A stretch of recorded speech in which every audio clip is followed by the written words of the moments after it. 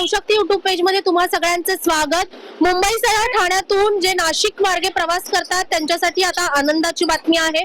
ठाण्यामध्ये आल्याच्या नंतर नाशिककडे प्रवास करताना तासनतास ट्रॅफिक मध्ये अडकावं लागत होतं। आता त्याच्यातून तुमची सुटका होणार आहे, कारण खारेगाव साकेत पूल सुरू करण्यात आलेला आहे। कालपासून हा पूल नागरिकांच्या सेवेत आलेला आहे। या पुलाचं टेस्टिंग करण्यात आलं। साधारण 35 टन वजनाचे 31 डंपर इथे उभे करण्यात आले होते। याच्या यशस्वी प्रयोगाच्या नंतर हा पूल काल सुरू करण्यात आला होता।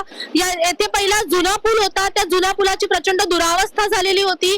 त्याच्यातच हा पूल नाशिक म्हणजे समृद्धी महामार्गाकडे जोडला जातो, त्याच्यामुळे मोठ्या प्रमाणात वाहतूक कोंडी इथे होत होती। साधारण 15 मिनिटाच्या रस्त्यासाठी येथे 3 ते 4 तास नागरिकांना इथे अडकून पडावं लागत होतं। पण आता कालपासून हा पूल इथे सुरू झालेला आहे, त्याच्यामुळे नक्कीच येत्या काळात वाहतूक कोंडीतून मुक्तता होईल आणि नागरिकांना मोठं समाधान मिळेल। तुम्ही माझ्या मागे बघू शकता की कशा पद्धतीने आता वाहतूक कोंडीतून मुक्तता झाल्याच्या नंतर एक सलग मार्गाने वाहतूक सुरळीत चालू आहे।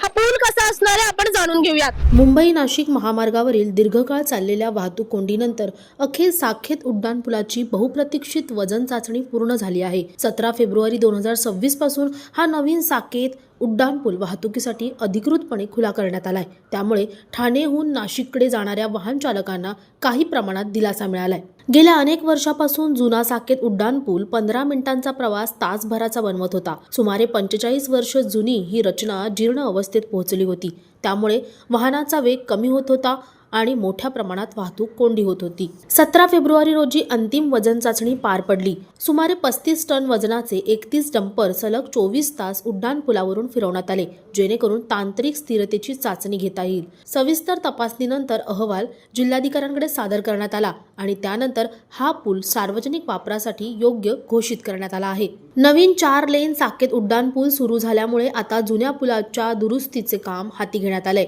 जुना पूल प्रचंड वाहतूक सहन करण्यास सक्षम नव्हता। तसेच मुंबई नागपूर समृद्धी एक्सप्रेसवेशी जोडणी लक्षात घेऊन भविष्यातील वाढती वाहतूक विचारात घेऊन नवीन पुलाची उभारणी करण्यात आली आहे। मात्र मोठा प्रश्न अजूनही कायम आहे, वाहतूक कोंडी खरोखर कमी होणार का? नवीन पूल सुरू झाला असला तरी काशेडी खाडी पुलाजवळ सुरू असलेली कामे आणि पुढील अरुंद रस्ता अजूनही वाहतूक अडवत आहे। उड्डाणपुलावरून वेगाने उतरवणारी वाहने महामार्गावर मिळताना पुन्हा अडकत आहेत। पीक अवर्समध्ये परिस्थिती आणखीन बिकट आहे।